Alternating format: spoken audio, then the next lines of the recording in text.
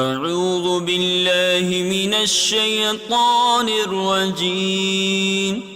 بسم الله الرحمن الرحيم. اتل ما أوحي إليك من الكتاب وأقم الصلاة إن الصلاة تنهى عن الفحشاء والمنكر ولذكر الله أكبر والله يعلم ما تصنعون. ولا تجادلوا أهل الكتاب إلا بالتي هي أحسن إلا الذين ظلموا منهم وقولوا آمنا بالذي أنزل إلينا وأنزل إليكم وإلهنا وإلهكم واحد ونحن له مسلمون. وكذلك أنزلنا إليك الكتاب فالذين آتيناهم الكتاب يؤمنون به ومن هؤلاء من يؤمن به وما يجحد بآياتنا إلا الكافرون.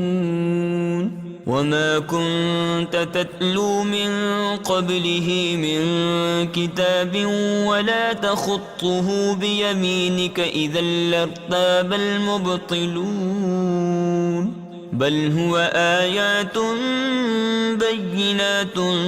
في صدور الذين أوتوا العلم وما يجحد بآياتنا إلا الظالمون.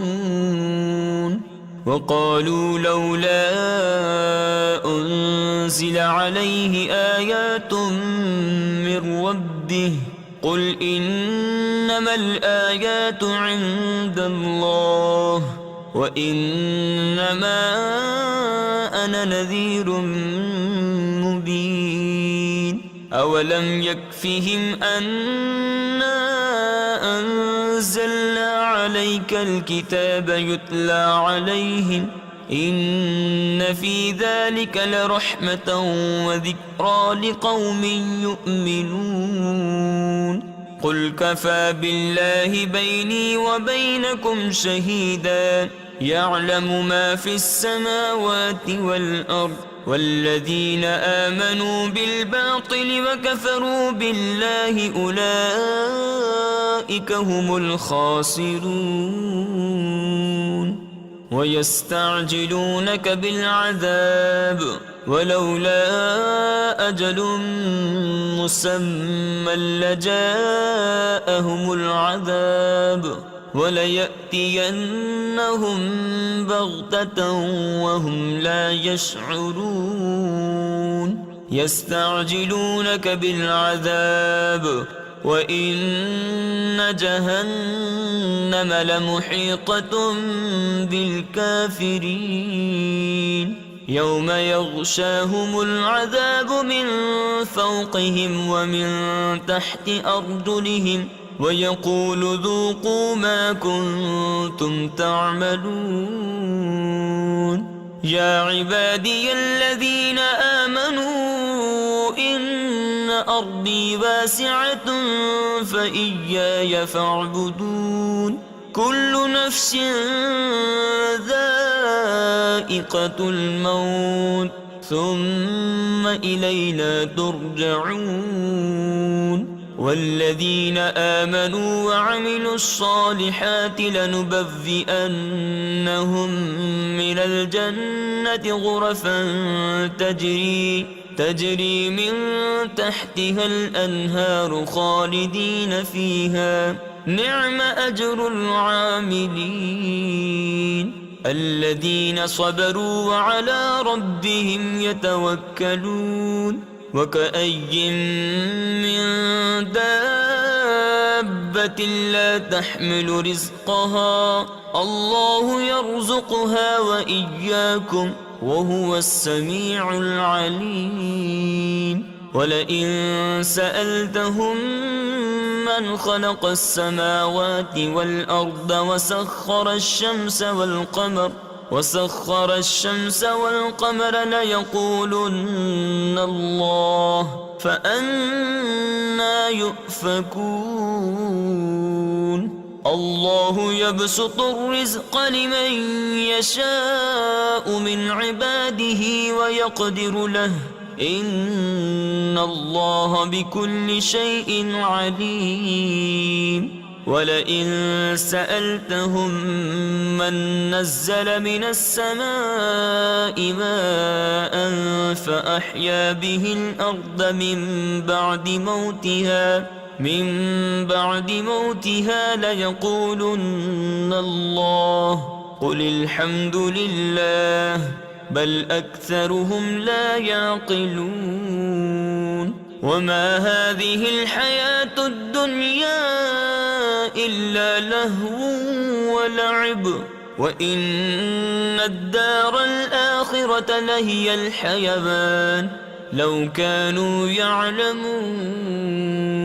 فإذا ركبوا في الفلك دعوا الله مخلصين له الدين فلما نجاهم إلى البر إذا هم يشركون ليكفروا بما آتيناهم وليتمتعوا فسوف يعلمون أولم يروا أنا جعلنا حرما آمنا ويتخطف الناس من حولهم أفبالباطل يؤمنون وبنعمة الله يكفرون ومن أظلم ممن افترى على الله الكذبا أو كذب بالحق لما جاءه أليس في جهنم مثوى للكافرين والذين جاهدوا فينا لنهدينهم سبلنا وإن الله لمع المحسنين بسم الله الرحمن الرحيم ألف لام ميم غلبت الروم في أدنى الأرض وهم من بعد غلبهم سيغلبون في بضع سنين لله الأمر من قبل ومن بعد ويومئذ يفرح المؤمنون بنصر الله ينصر من يشاء وهو العزيز الرحيم وعد الله لا يخلف الله وعده ولكن أكثر الناس لا يعلمون ظاهرا من الحياة الدنيا وهم عن الآخرة هم غافلون أولم يتفكروا في أنفسهم ما خلق الله السماوات والأرض وما بينهما إلا بالحق وأجل مسمى وإن كثيرا من الناس بلقاء ربهم لكافرون أولم يسيروا في الأرض فينظروا كيف كان عاقبة الذين من قبلهم كانوا أشد منهم قوة وأثاروا الأرض وعمروها أكثر مما عمروها وجاءتهم رسلهم بالبينات فما كان الله ليظلمهم ولكن كانوا أنفسهم يظلمون ثم كان عاقبة الذين أساءوا السوء أن كذبوا بآيات الله وكانوا بها يستهزئون الله يبدأ الخلق ثم يعيده ثم إليه ترجعون ويوم تقوم الساعة يبلس المجرمون ولم يكن لهم من شركائهم شفعاء وكانوا بشركائهم كافرين ويوم تقوم الساعة يومئذ يتفرقون فأما الذين آمنوا وعملوا الصالحات فهم في روضة يحبرون وأما الذين كفروا وكذبوا بآياتنا ولقاء الآخرة فأولئك في العذاب محضرون فسبحان الله حين تمسون وحين تصبحون وله الحمد في السماوات والأرض وعشيا وحين تظهرون يخرج الحي من الميت ويخرج الميت من الحي ويحيي الأرض بعد موتها وكذلك تخرجون ومن آياته أن خلقكم من تراب ثم إذا أنتم بشر تنتشرون ومن آياته أن خلق لكم من أنفسكم أزواجا لتسكنوا إليها وجعل بينكم مودة ورحمة إن في ذلك لآيات لقوم يتفكرون ومن آياته خلق السماوات والأرض واختلاف ألسنتكم وألوانكم إن في ذلك لآيات للعالمين ومن آياته منامكم بالليل والنهار وابتغاؤكم من فضله إن في ذلك لآيات لقوم يسمعون ومن آياته يريكم البرق خوفا وطمعا وينزل من السماء ماء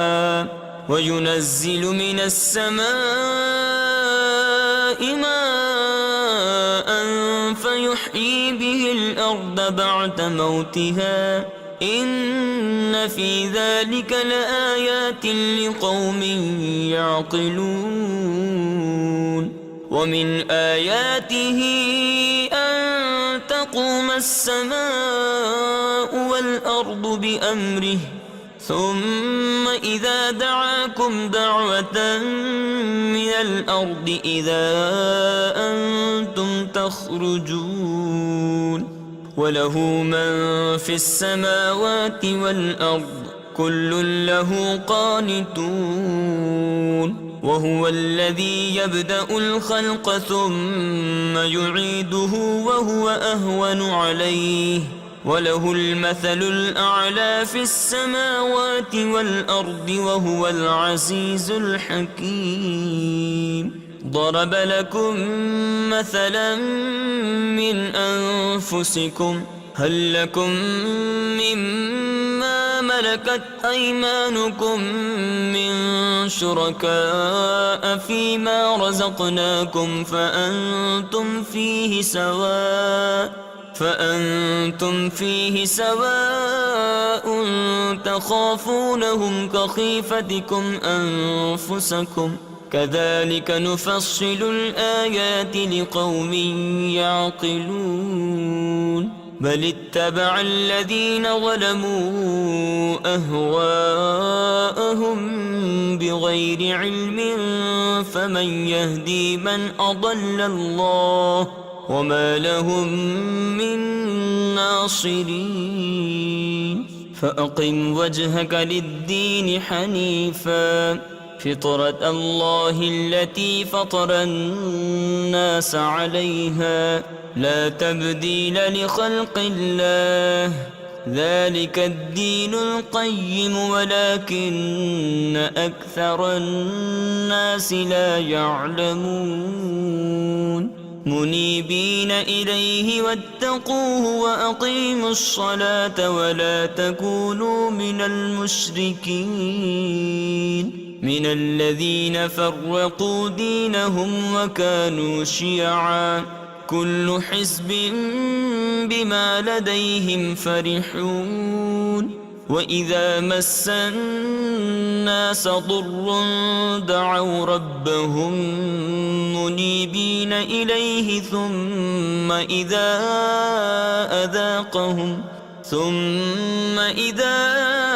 أذاقهم منه رحمة إذا فريق منهم بربهم يشركون ليكفروا بما آتيناهم فتمتعوا فسوف تعلمون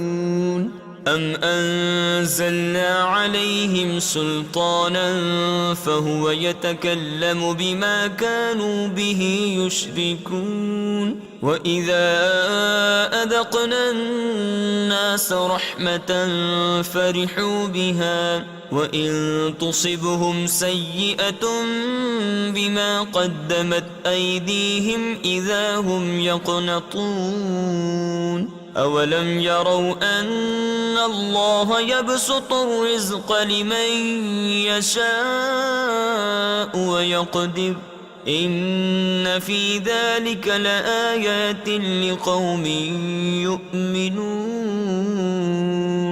فآت ذا القربى حقه والمسكين وابن السبيل ذلك خير للذين يريدون وجه الله وأولئك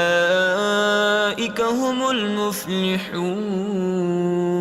وما آتيتم من ربا ليربو في أموال الناس فلا يربو عند الله وما آتيتم من زكاة تريدون وجه الله فأولئك هم المضعفون الله الذي خلقكم ثم رزقكم ثم يميتكم ثم يحييكم هل من شركائكم من يفعل من ذلكم من شيء سبحانه وتعالى عما يشركون ظهر الفساد في البر والبحر بما كسبت أيدي الناس ليذيقهم بعض الذي عملوا لعلهم يرجعون قل سيروا في الأرض فانظروا كيف كان عاقبة الذين من قبل كان أكثرهم مشركين فأقم وجهك للدين القيم من قبل أن يأتي يوم لا مرد له من الله يومئذ يصدعون من كفر فعليه كفره ومن عمل صالحا فلأنفسهم يمهدون ليجزي الذين آمنوا وعملوا الصالحات من فضله إنه لا يحب الكافرين ومن آياته أن يرسل الرياح مبشرات وليذيقكم من رحمته ولتجري الفلك بأمره ولتبتغوا من فضله ولعلكم تشكرون ولقد أرسلنا من قبلك رسلا إلى قومهم فجاءوهم بالبينات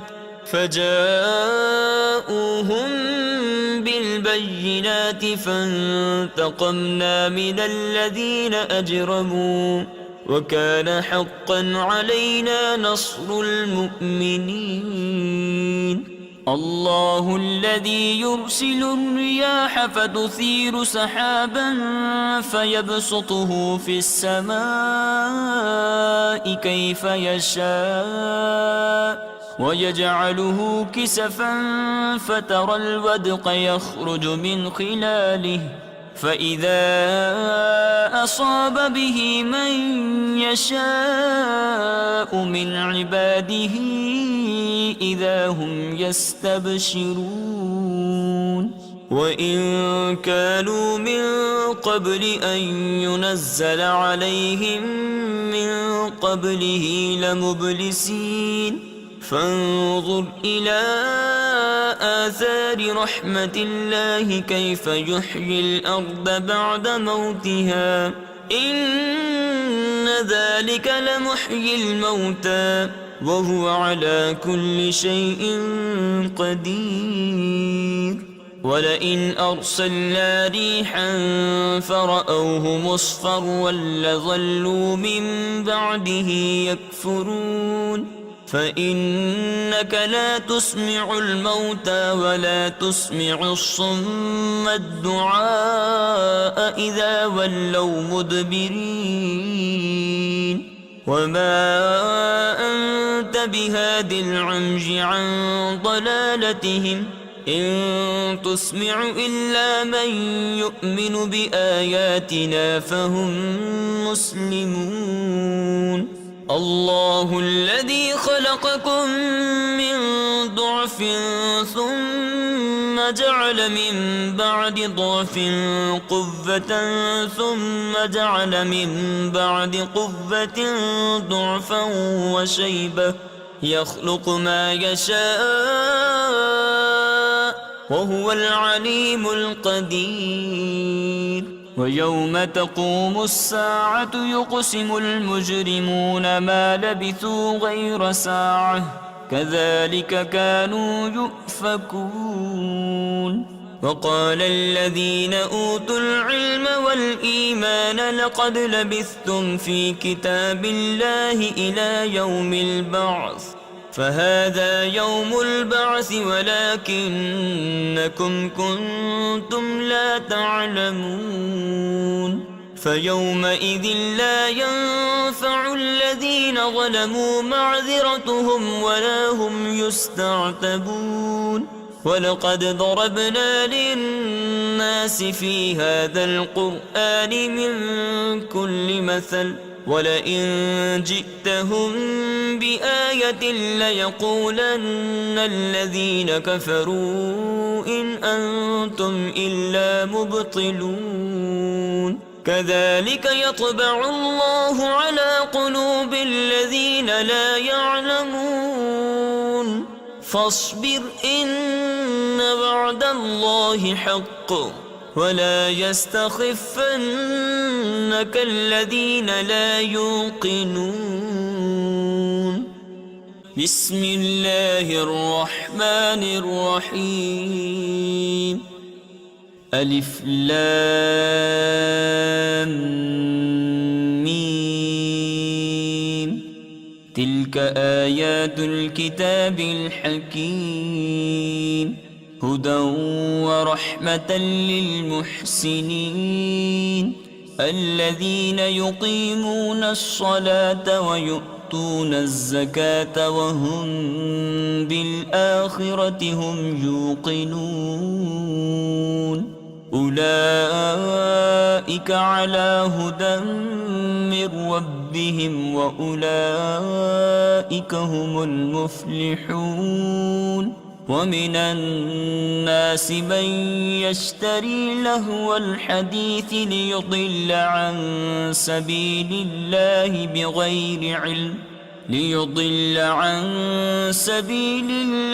بغير علم ويتخذها هزوا أولئك لهم عذاب مهين. وإذا تتلى عليه آياتنا ولى مستكبرا كأن لم يسمعها كأن في أذنيه وقرا فبشره بعذاب أليم. إن الذين آمنوا وعملوا الصالحات لهم جنات النعيم خالدين فيها وعد الله حقا وهو العزيز الحكيم. خلق السماوات بغير عمد ترونها وألقى في الأرض رواسي أن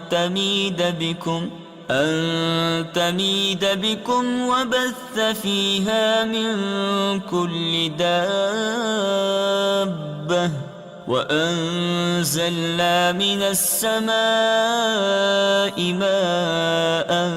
فأنبتنا فيها من كل زوج كريم. هذا خلق الله فأروني ماذا خلق الذين من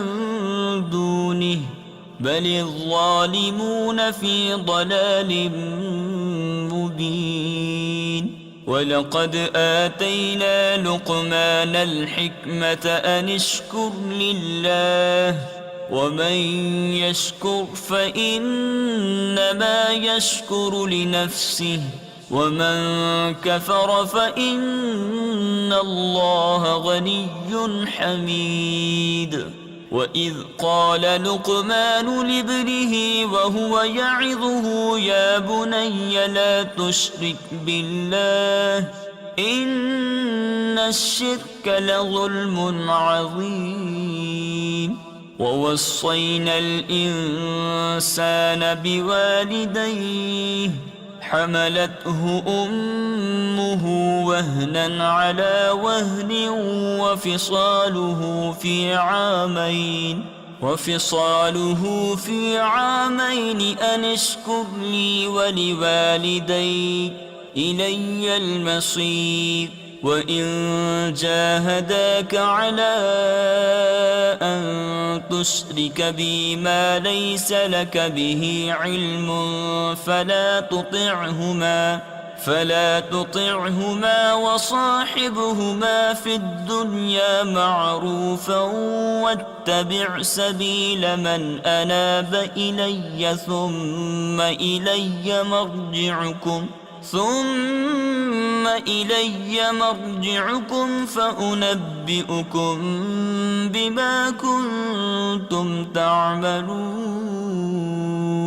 يا بني إنها إن تك مثقال حبة من خردل فتكن في صخرة أو في السماوات أو في الأرض يأت بها الله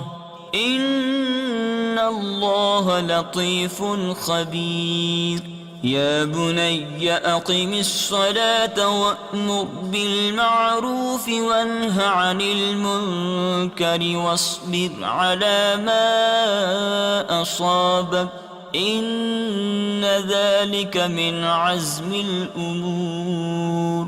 ولا تصعر خدك للناس ولا تمش في الأرض مرحا إن الله لا يحب كل مختال فخور. واقصد في مشيك واغضض من صوتك إن أنكر الأصوات لصوت الحمير. ألم تروا أن الله سخر لكم ما في السماوات وما في الأرض وأسبغ عليكم نعمه ظاهرة وباطنة ومن الناس من يجادل في الله بغير علم ولا هدى ولا كتاب منير وإذا قيل لهم اتبعوا ما أنزل الله قالوا بل نتبع ما وجدنا عليه آباءنا أولو كان الشيطان يدعوهم إلى عذاب السعير ومن يسلم وجهه إلى الله وهو محسن فقد استمسك بالعروة الوثقى وإلى الله عاقبة الأمور ومن كفر فلا يحزنك كفره إلينا مرجعهم فننبئهم بما عملوا إن الله عليم بذات الصدور نمتعهم قليلا ثم نضطرهم إلى عذاب غليظ ولئن سألتهم من خلق السماوات والأرض ليقولن الله قل الحمد لله بل أكثرهم لا يعلمون لله ما في السماوات والأرض إن الله هو الغني الحميد ولو أن ما في الأرض من شجرة أقلام والبحر يمده من بعده سبعة أبحر ما نفدت كلمات الله إن الله عزيز حكيم ما خلقكم ولا بعثكم إلا كنفس واحدة إن الله سميع بصير ألم تر أن الله يولج الليل في النهار ويولج النهار في الليل وسخر الشمس والقمر كل يجري إلى أجل مسمى وأن الله بما تعملون خبير ذلك بأن الله هو الحق وأن ما يدعون من دونه الباطل وأن الله هو العلي الكبير ألم تر أن الفلك تجري في البحر بنعمة الله ليريكم من آياته إن في ذلك لآيات لكل صبار شكور وإذا غشيهم موج كالظلل دعوا الله مخلصين له الدين فلما نجاهم إلى البر فمنهم مقتصد وما يجحد بآياتنا إلا كل ختار كفور يا أيها الناس اتقوا ربكم واخشوا يوما لا يجزي والد عن ولده ولا مولود هو جاز عن والده شيئا إن وعد الله حق فلا تغرنكم الحياة الدنيا ولا يغرنكم بالله الغرور إن الله عنده علم الساعة وينزل الغيث ويعلم ما في الأرحام وما تدري نفس ماذا تكسب غدا وما تدري نفس بأي أرض تموت إن الله عليم خبير بسم الله الرحمن الرحيم ألف لام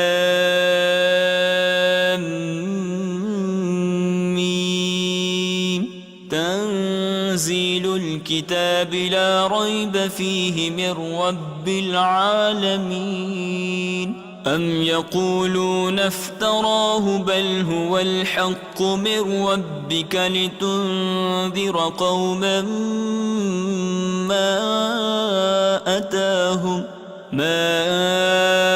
أتاهم من نذير من قبلك لعلهم يهتدون الله الذي خلق السماوات والأرض وما بينهما في 6 أيام ثم استوى على العرش ما لكم من دونه من ولي ولا شفيع أفلا تتذكرون يدبر الأمر من السماء إلى الأرض ثم يعرج إليه في يوم كان مقداره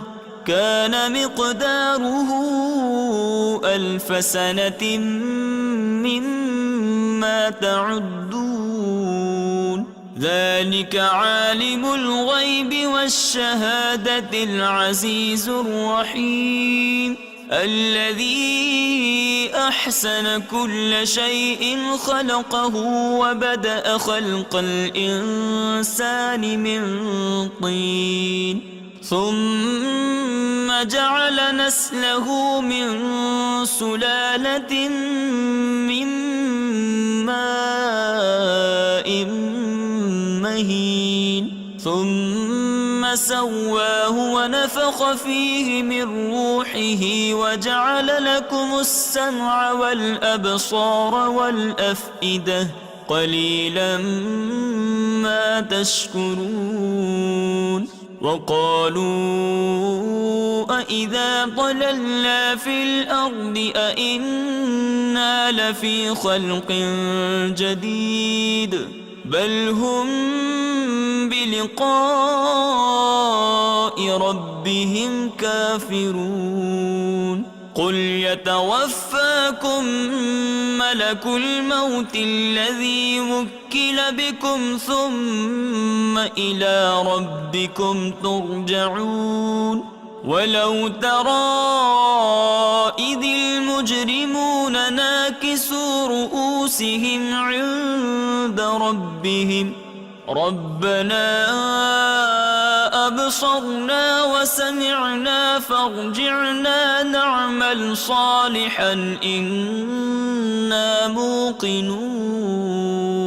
ولو شئنا لآتينا كل نفس هداها ولكن حق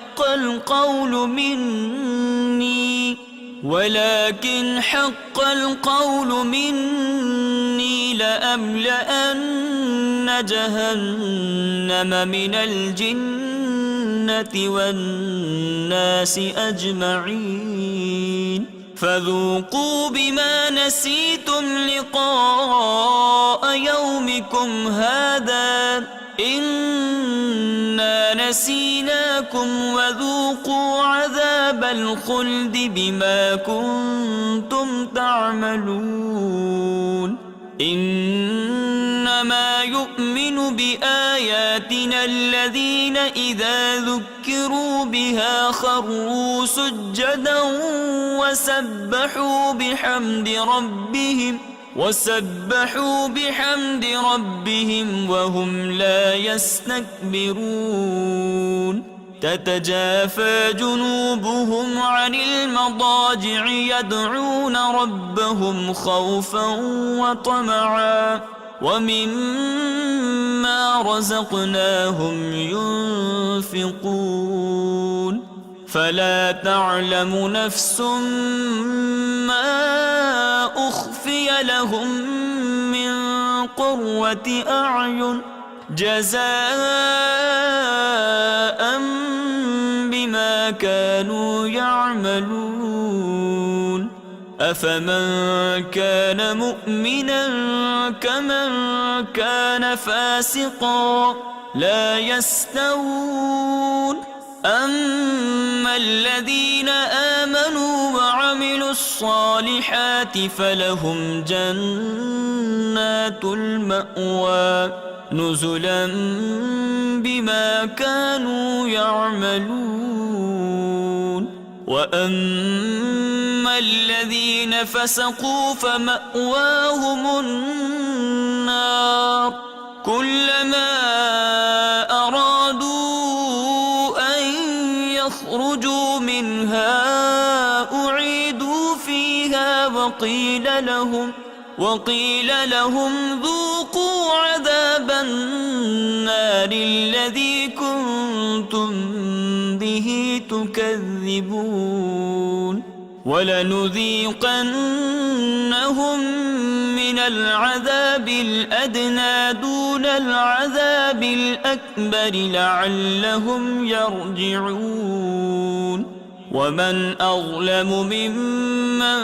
ذكر بآيات ربه ثم أعرض عنها إنا من المجرمين منتقمون ولقد آتينا موسى الكتاب فلا تكن في مرية من لقائه وجعلناه هدى لبني إسرائيل وجعلنا منهم أئمة يهدون بأمرنا لما صبروا وكانوا بآياتنا يوقنون إن ربك هو يفصل بينهم يوم القيامة فيما كانوا فيه يختلفون أولم يهد لهم كم أهلكنا من قبلهم من القرون يمشون في مساكنهم إن في ذلك لآيات أفلا يسمعون أولم يروا أننا نسوق الماء إلى الأرض الجرز فنخرج به زرعا تأكل منه أنعامهم وأنفسهم أفلا يبصرون ويقولون متى هذا الفتح إن كنتم صادقين قل يوم الفتح لا ينفع الذين كفروا إيمانهم ولا هم ينظرون فأعرض عنهم وانتظر إنهم منتظرون بسم الله الرحمن الرحيم يا أيها النبي اتق الله ولا تطع الكافرين والمنافقين إن الله كان عليما حكيما واتبع ما يوحى إليك من ربك إن الله كان بما تعملون خبيرا وتوكل على الله وكفى بالله وكيلا ما جعل الله لرجل من قلبين في جوفه وما جعل أزواجكم اللائي تظاهرون منهن أمهاتكم وما جعل أدعياءكم أبناءكم ذلكم قولكم بأفواهكم والله يقول الحق وهو يهدي السبيل ادعوهم لآبائهم هو أقسط عند الله فإن لم تعلموا آباءهم فإخوانكم في الدين ومواليكم وليس عليكم جناح فيما أخطأتم به ولكن ما تعمدت قلوبكم وكان الله غفورا رحيما النبي أولى بالمؤمنين من أنفسهم وأزواجه أمهاتهم وأولو الأرحام بعضهم أولى ببعض في كتاب الله من المؤمنين والمهاجرين إلا أن تفعلوا إلى أوليائكم معروفا كان ذلك في الكتاب مسطورا وإذ أخذنا من النبيين ميثاقهم ومنك ومن نوح وإبراهيم وموسى وعيسى ابن مريم وأخذنا منهم ميثاقا غليظا ليسأل الصادقين عن صدقهم وأعد للكافرين عذابا أليما يا أيها الذين آمنوا اذكروا نعمة الله عليكم إذ جاءتكم جنود فأرسلنا عليهم ريحا وجنودا لم تروها وكان الله بما تعملون بصيرا إذ جاءوكم من فوقكم ومن أسفل منكم وإذ زاغت الأبصار وبلغت القلوب الحناجر فتظنون بالله الظنونا هنالك ابتلي المؤمنون وزلزلوا زلزالا شديدا وإذ يقول المنافقون والذين في قلوبهم مرض ما وعدنا الله ورسوله إلا غرورا وإذ قالت طائفة منهم يا أهل يثرب لا مقام لكم فارجعوا ويستأذن فريق منهم النبي يقولون إن بيوتنا عورة وما هي بعورة إن يريدون إلا فرارا ولو دخلت عليهم من أقطارها ثم سئلوا الفتنة لآتوها وما تلبثوا بها إلا يسيرا ولقد كانوا عاهدوا الله من قبل لا يولون الأدبار وكان عهد الله مسؤولا قل لن ينفعكم الفرار إن فررتم من الموت أو القتل وإذا لا تمتعون إلا قليلا قل من ذا الذي يعصمكم من الله إن أراد بكم سوءا أو أراد بكم رحمة ولا يجدون لهم من دون الله وليا ولا نصيرا قد يعلم الله المعوقين منكم